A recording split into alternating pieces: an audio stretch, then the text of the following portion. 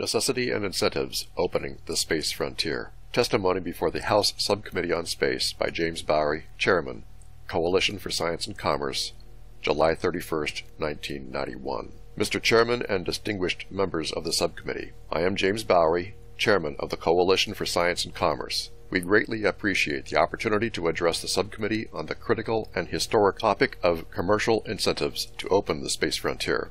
In 1990, after a 3-year effort with Congressman Ron Packard of California and a bipartisan team of congressional leaders, we succeeded in passing the Launch Services Purchase Act of 1990, a law which requires NASA to procure launch services in a commercially reasonable manner from the private sector. The lobbying effort for this legislation came totally from tax-paying citizens acting in their home districts without a direct financial stake. The kind of political action intended by our country's founders, but now rarely seen in America. We ask citizens who work with us for the most valuable thing they can contribute: the voluntary and targeted investment of time, energy, and resources in specific issues and positions which they support as tax-paying citizens of the United States.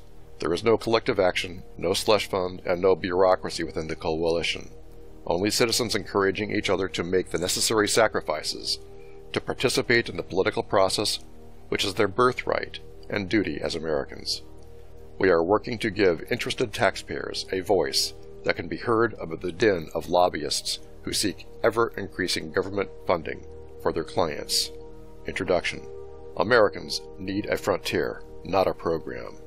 Incentives open frontiers, not plans.